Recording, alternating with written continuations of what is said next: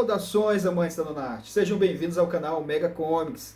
Neste vídeo iremos conferir a história fantástica da nona arte, suas origens, seus precursores e suas principais obras. Não perca!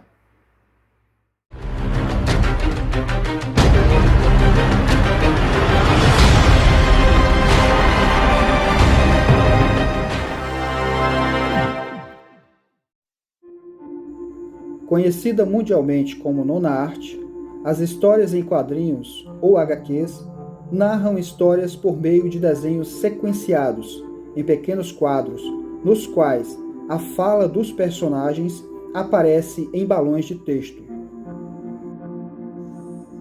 A origem deste conceito artístico parece ser bem antiga, porquanto já nas épocas mais remotas da pré-história, os homens das cavernas faziam uso da arte rupestre para narrar suas aventuras e acontecimentos cotidianos.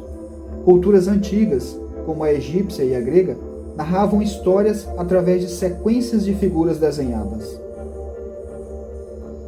No século XIX, alguns artistas como o suíço Rudolf Töpffer, o francês Georges Colomb e o italiano Angelo Agostini, pioneiros no gênero das histórias em quadrinhos, idealizaram a possibilidade de unir texto e imagem na narrativa.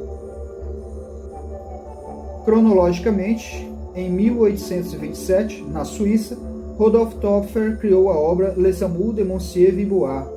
Na Alemanha, em 1865, Wilhelm Busch desenhou a obra Max und Moritz. E em 1889, na França, Georges Colomb, conhecido como Christophe, lançou La Famille Fenouillat. No Brasil, tivemos os trabalhos de Angelo Agostini, que desenhou obras como As Cobranças, 1867, As Aventuras de Inhoquim, 1869, e Zé Caipora, em 1883. Todavia, esse tipo de produção artística, no sentido mais moderno do termo histórias em quadrinhos, concretizou-se de maneira definitiva em 1895, pelas mãos de Richard Felton Outcault, cartunista norte-americano descendente de alemães, que começou sua carreira no início da década de 1890. A primeira história em quadrinhos oficialmente reconhecida chama-se The Yellow Kid, de Richard Outcault, e aparecia esporadicamente na revista Truth durante 1894 e 1895. Entretanto, sua estreia oficial aconteceu no jornal New York World, de Joseph Pulitzer, em 17 de fevereiro de 1895. A partir de Yellow Kid, as características importantes das histórias em quadrinhos passaram a ser empregadas, como o uso de balões para inserir a voz dos personagens, causando a integração perfeita entre o desenho e o texto, em cenas sequenciais. Mickey Dugan, mais conhecido como The Yellow Kid, o Garoto Amarelo, era o personagem principal de Hogan's Alley, uma das primeiras HQs a ser impressa em cores. Com aparência asiática, Dugan era uma criança careca, orelhuda e dentuça, que circulava por uma vila cheia das mais estranhas criaturas, vestindo um pijama amarelo. Yellow Kid é considerado o primeiro personagem de histórias em quadrinhos concebido no formato de arte impressa, como é conhecido atualmente. Porém, há precursores de obras que discutem tal fato. No Brasil, há uma série de especialistas que defendem que o primeiro personagem é Inhoquim, publicado 26 anos antes pelo italiano naturalizado brasileiro Angelo Agostini. As Aventuras de Inhoquim, ou Impressões de uma Viagem à Corte, foi a primeira história em quadrinhos lançada no Brasil e uma das mais antigas do mundo. Publicada pela revista Vida Fluminense, a 30 de janeiro de 1869, conta a história de Inhoquim, um caipira que se muda para a cidade do Rio de Janeiro e fica chocado com a civilização meio rural, meio urbana, sendo de fato uma caricatura dos costumes daquela época.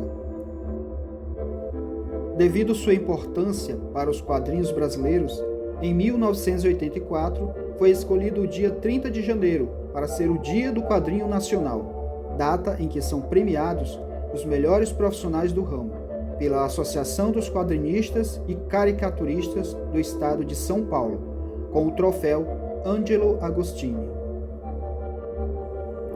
A linguagem das histórias em quadrinhos surgiu primeiramente nos jornais sensacionalistas de Nova York. A imprensa americana desenvolveu a tradição de publicar tiras diárias de humor. Por isso, o termo comics é muito usado para definir os quadrinhos norte-americanos. O primeiro segmento que se alternou das tiras de humor foi as sequências de aventura, que viriam posteriormente desdobrar-se no surgimento dos super-heróis. A revista em quadrinhos moderna teve seu nascimento em 1929, com o lançamento, nos Estados Unidos, do tabloide The Funnies, pela Dell Publishing. A revista compilava tiras que eram publicadas regularmente nos jornais e se tornou um grande sucesso de vendas, criando um novo nicho no mercado editorial. The Funnies seguiu até 1930. Em 1936, a Dell lançou uma segunda edição, que durou até 1942.